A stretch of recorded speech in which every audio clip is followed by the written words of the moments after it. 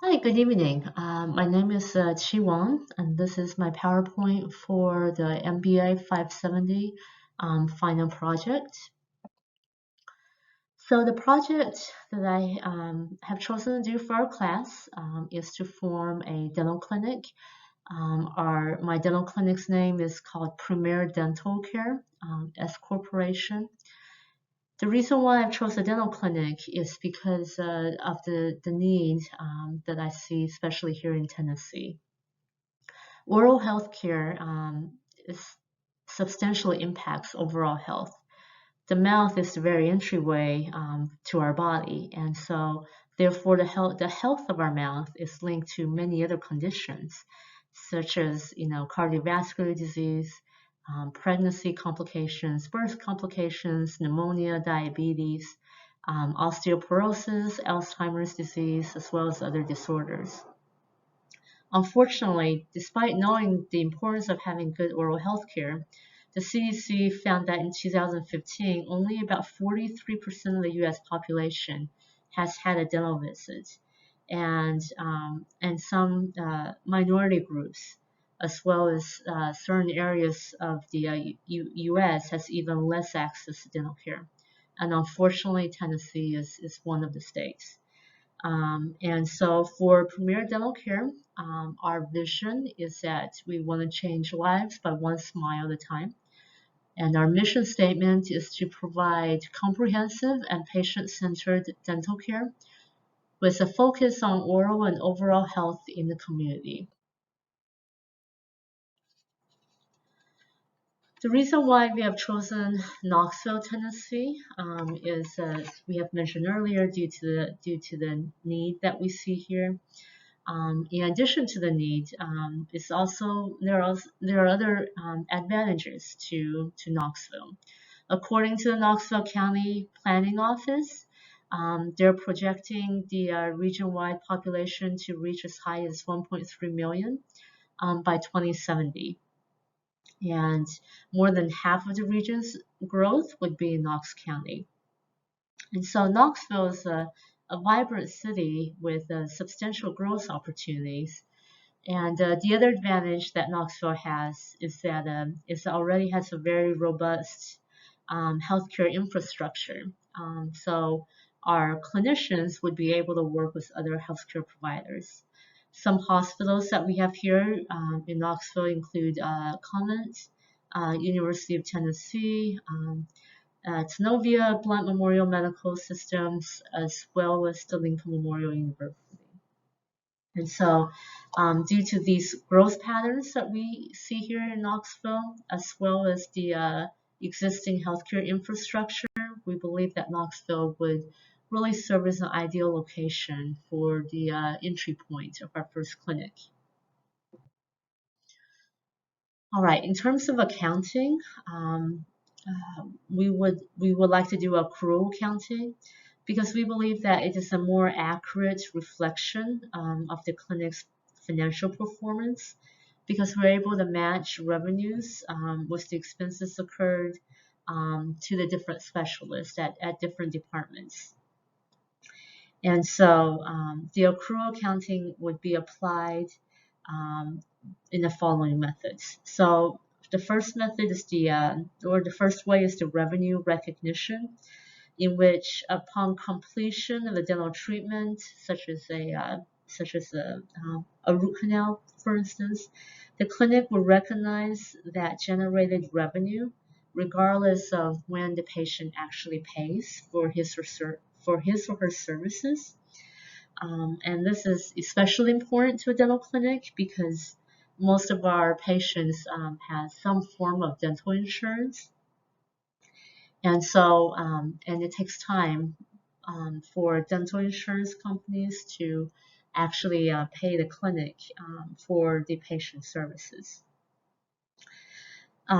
For number two, the expenditure recognition, which is very similar to revenue recognition, is that the expense would be recognized as soon as a lab slip goes out. For instance, if I need to have a crown and I sent a crown to our dental lab, the clinic would recognize that as an expense instead of waiting for our clinic to actually um, pay for a lab fee. And the reason for that is because due to the volume of working with dental laboratories, it's not always feasible or practical to pay each time.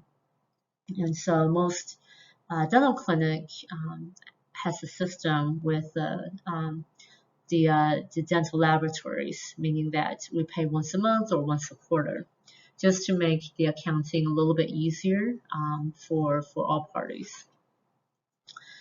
For the accounts receivable and payable, accounts receivable is just the revenue that clinic has generated but not received yet, and the accounts payable is the expense the clinic has occurred but has not been paid yet. And another example of accounts payable would be, ordering dental materials from different manufacturers. And again, um, you know, we may or may not be paying after each bill.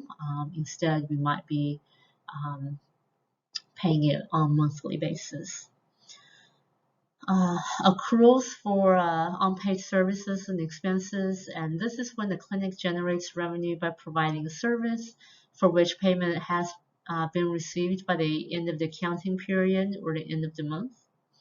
And for the entry adjustment, this entry is for revenues or expenses that have not been recorded.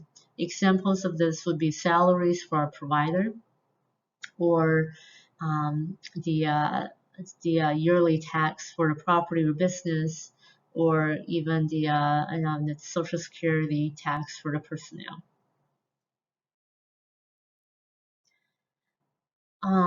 For the competition of our clinic, the main competition really comes from other established dental clinics here in Knoxville.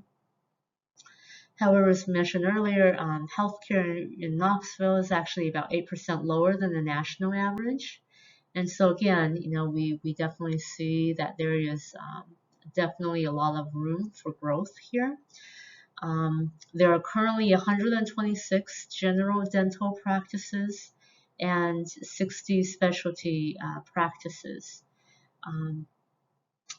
So the other thing that sets us apart from the 126 general dental practices and the 60 specialty practices is that our clinic is a little bit unique in the sense that we are able to have all of the specialties, the specialists, work along with our general practice.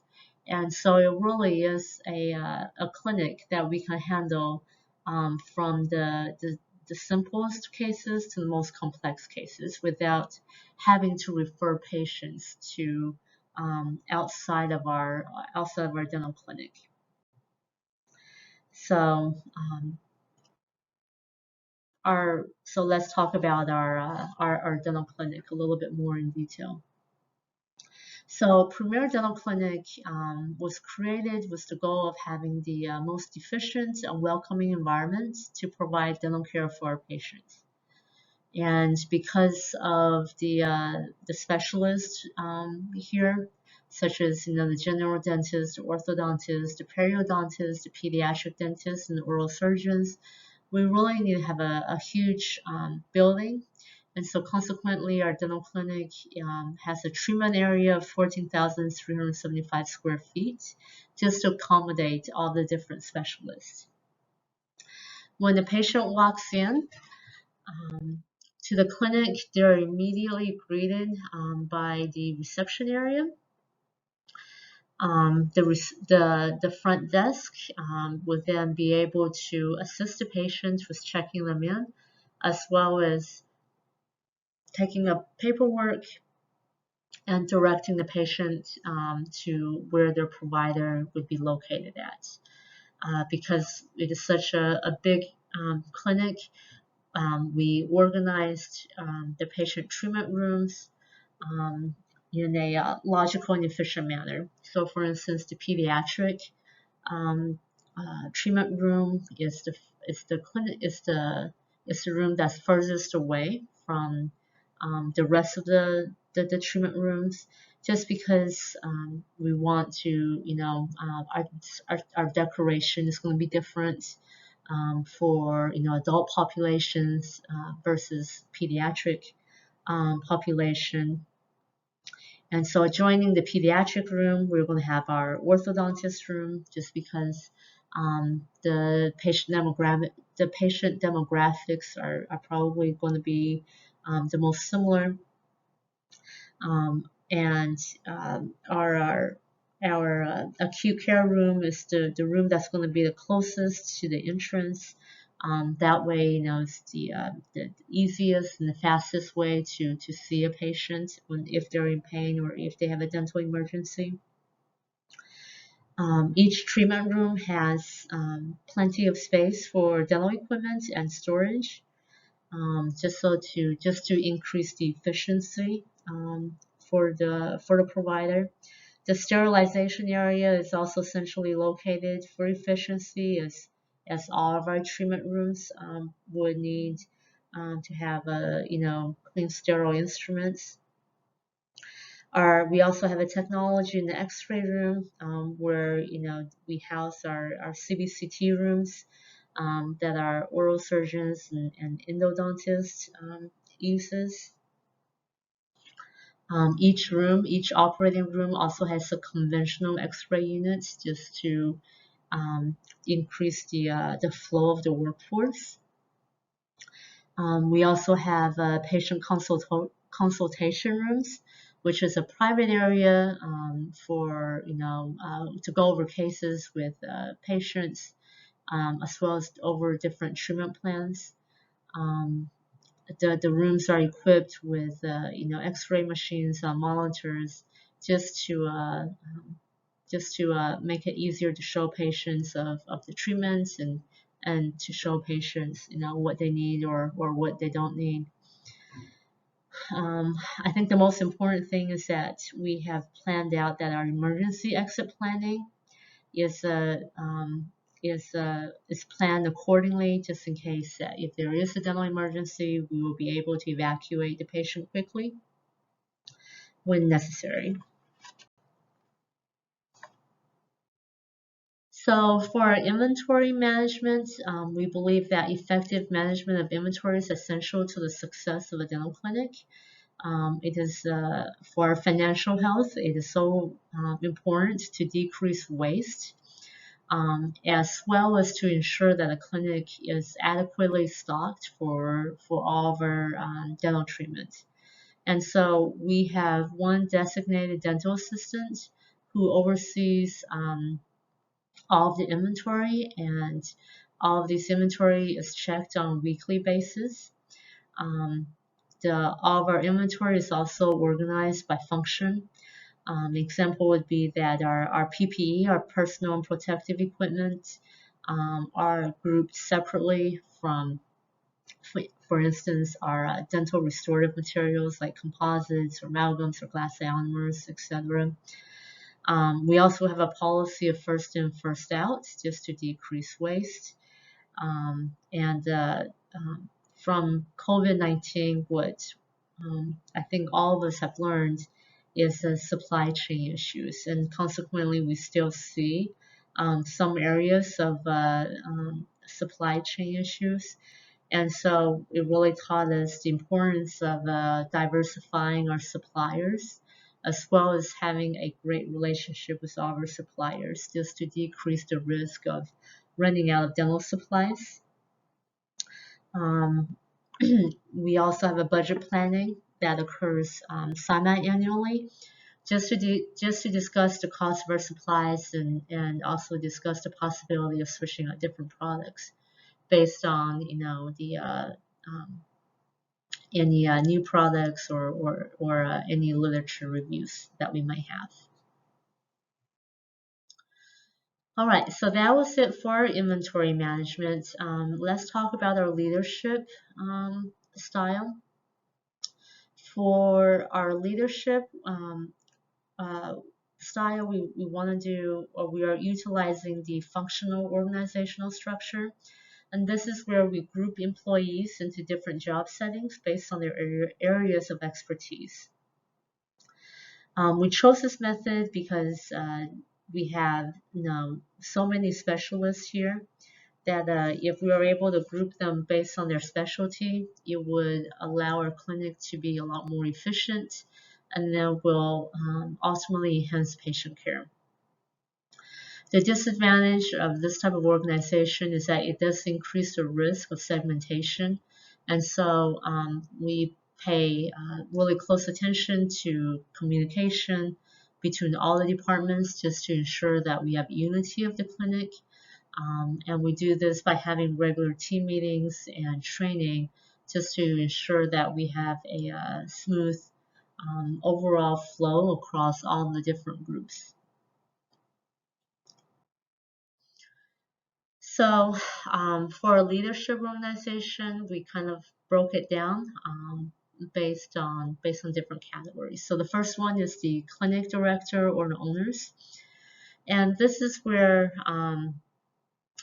they are responsible for the overall management and decisions for day-to-day operations, as well as the implementation of the overall strategic decisions from a long-term success viewpoint. And we actually have broken down to so far 5 different owners with different amount of shares. I'm sorry, stocks. So our second class would be the administrative department, and that is really the office manager as well as the front desk staff. The office manager coordinates the staff scheduling as well as patient appointments and management billing when necessary. But the front desk staff handles the majority of the patient questions and billing, and if necessary, will also assist excuse me, in scheduling. Our next category is the clinic department, where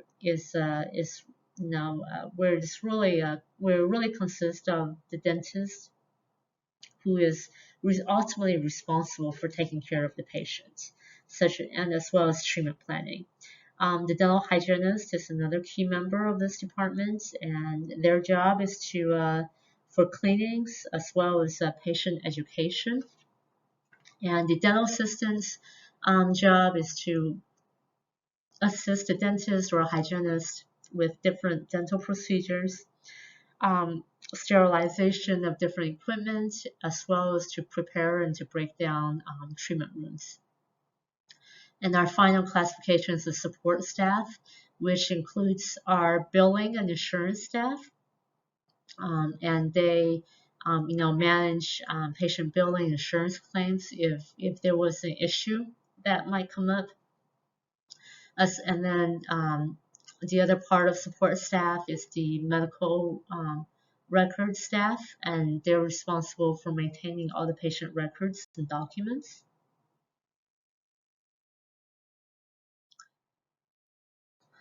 All right, so that's pretty much the layout, as well as the leadership organization, the clinic. Excuse me. Let's talk about stocks. So we have chosen Premier Dental Group, Dental Care. I'm sorry, is to build on an S corporation, and we chose the S corporation for some tax advantages.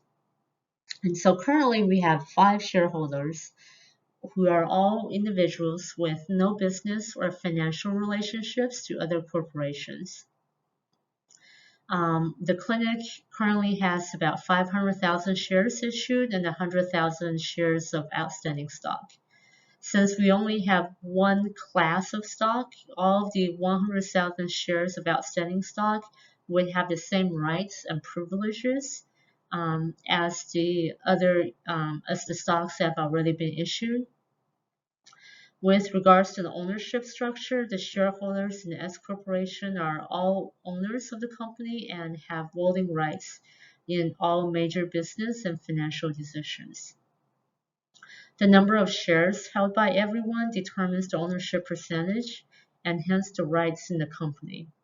Should there be a loss or a profit, all of the finances are passed to the shareholder according to the percentage of shares the owners have, which are then translated to the owner's tax returns at the end of the year.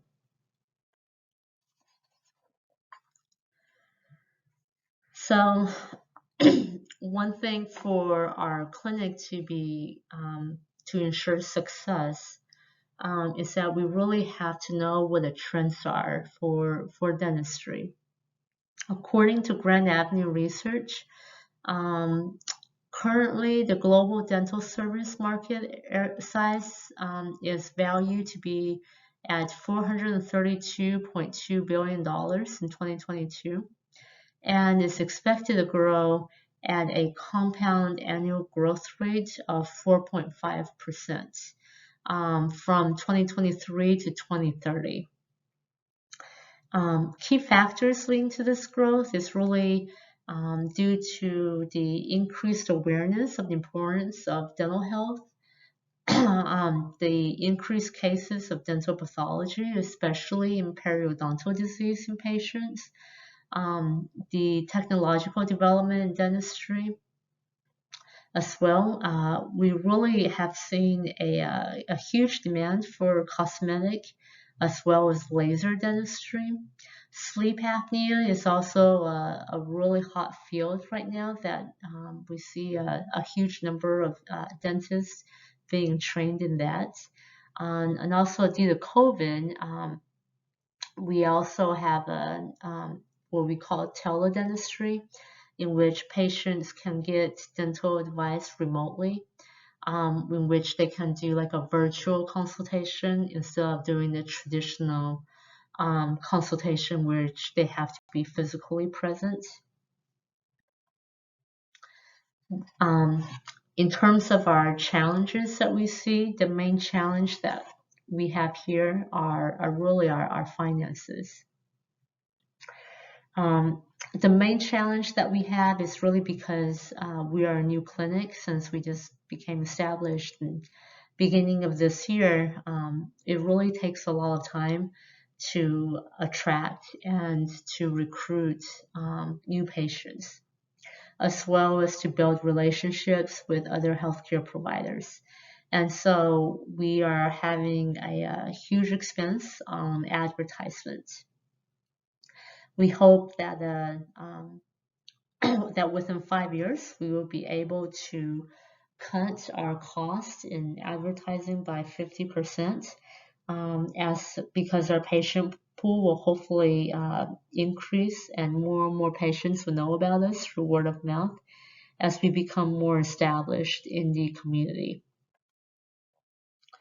Our future plan is to really become a DSO, and a DSO stands for Dental Support Organization, and we would like to have practices all across the United States. So we actually have 6 stages of growth that are planned. The first stage is the current stage that we are in, and that is the solo practice, in which our one office, this office that we're establishing now would help us to identify who we are, as well as our culture, our mission, our vision, our purpose, and our values. Within 5 years, we hope to move on to the second stage of growth, which is known as the entrepreneur. And we hope to have 2 offices where we build the foundation of our future office. So office-wide systems, policies, and procedures are going to be established at that point, as well as the initiation of clinic mentoring, just to be able to identify and track vital metrics to ensure the quality of care that are being provided to our patients. Our office culture is going to be further solidified during that phase. Our third stage is what we call the foundation development, and we hope to reach that within 8 years. During this phase, we are going to have a projection of 4 to 9 offices. So now that we have more experience and structures in place, this is the point in which we would be able to rapidly acquire or build dental offices. Um, and this is also the point where the shareholders will need to decide between whether we want to have a branded or a non-branded model. And also, this is where we need to start our shift of our business model to clinical and financial metrics instead of a bank account balance. Our fourth stage is called Platform for Growth, and we hope to accomplish this within 10 years, in which we would like to have between 10 to 20 offices. Obviously, we will need to recruit a lot more partners, and at this point, we need to be able to establish a method for associate dentists to become partners. And so clinical mentoring is also set in place by this point, just to identify any issues or any potential associate dentists to become partners. We will also have a designated team to integrate acquired offices as well. Our fifth stage is called the organizational evolution. We hope to accomplish this within 15 years, in which we have 21 to 30 offices. And this is a stage where we're going to continue to evolve our clinical and operation systems, as well as build practice support teams. At this point, we may actually need to invest in a different business model that is capable of handling that many more offices and personnel. And finally, our last vision, or our last stage is called the leadership and vision. And we hope to reach this point within 20 years. And this is where we have more than 30 offices. And this is our final stage again.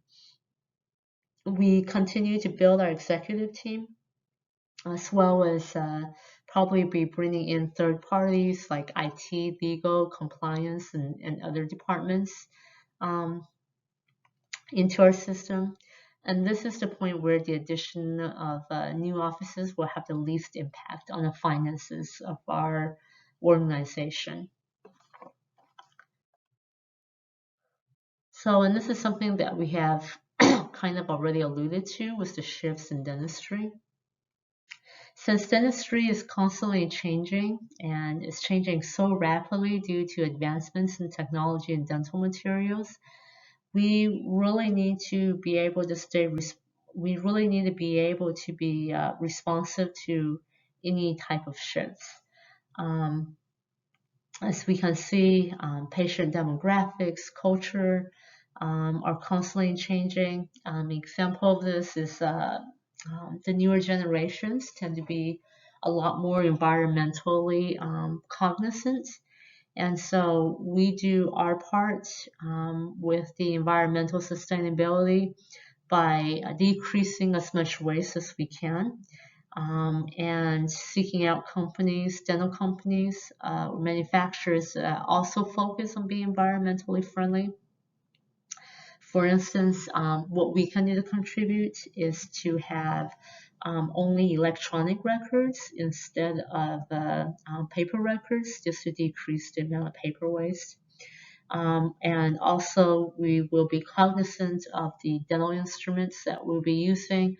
We're going to be reusing as much dental instruments as we can instead of having disposable products.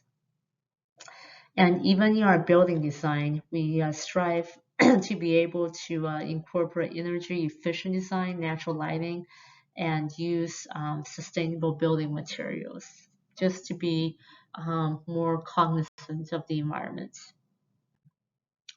Also, along the same line, we also believe in being socially responsible.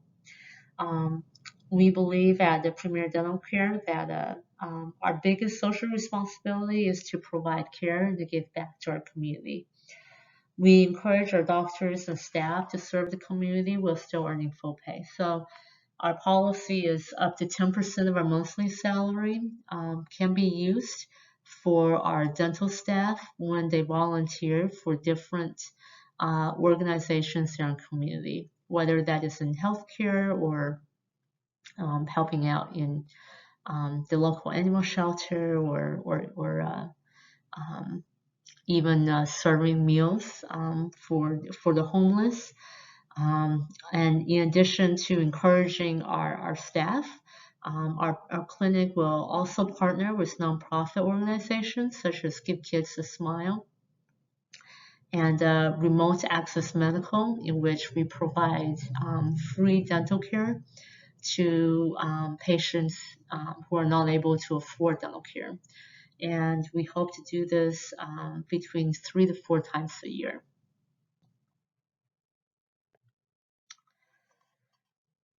All right, let's change gears and let's talk about our debt and contingent liabilities. Our most significant debt currently comes from the costs of the interest rate of the building construction, as well as the loan that we took out for constructing our dental clinic, as well as the cost for the dental equipment and salaries. Um, Contingent liabilities that we're planning on might include, legal or malpractice suits, patient dissatisfaction with any restorative work, and so we might have to take a discount or even redo or do a refund if patients are not happy with their dental care. In terms of risk mitigation for contingent liabilities, we do have appropriate and sufficient insurance coverage while we constantly monitor and minimize any potential risk. And we do this by having the mentoring program as well as providing continued education to our staff and our doctors. All right, let's go through, speaking of that, let's go through some ratio. So the first ratio I'd like to talk about is the current ratio, which is our current ratio is a 1.5. We got this number by excuse me, by taking the total current asset divided by total current liabilities. And this 1.5 just means that for every dollar of current liabilities, the dental clinic has $1.50 in current assets. So we do have good liquidity. Our quick ratio has a value of 1.34, where we got that number with the by doing the current assets, subtracting that from the inventory, and then dividing it by the total current liabilities. This 1.34 is similar to the current ratio, except that it does not include inventory from the current asset, just to give it a more conservative measure of liquidity.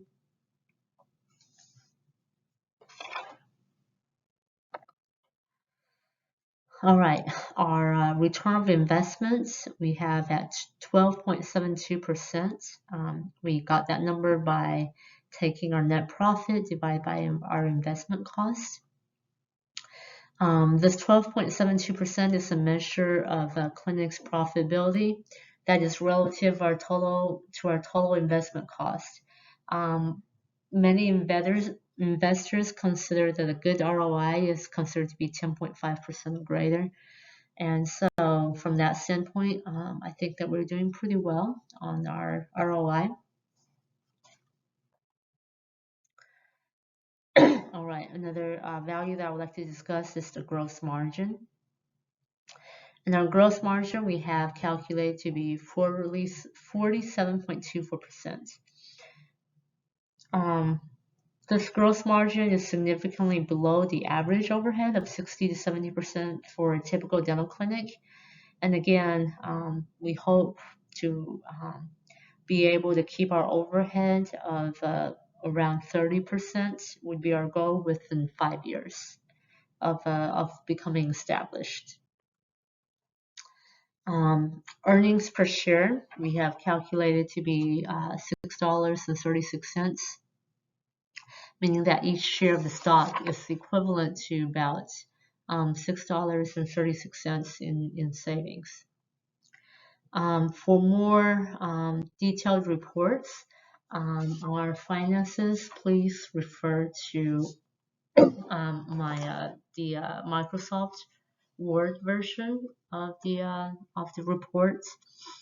So I've definitely learned a lot from this class and from this project. So based on this, I've learned that dental clinics are very expensive, and that becoming a business owner sounds very, very hard.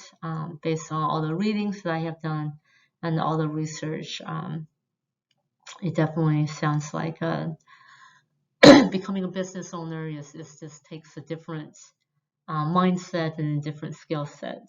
So building a dental clinic is something that I have always thought about, and now I'm just having a much better knowledge of what it might take to actually start a new clinic. I have never thought that finances are so complicated. And because of this class, I definitely have a much better appreciation of my accountant. Thank you so much for all that you have taught us. I've learned a tremendous amount from your class. I think that even if I were to not ever open a dental clinic, I would be able to use a lot of what I've learned from your class even to my personal life. So again, thank you so much for everything. I've definitely learned a lot, and I hope you have a great rest of the semester.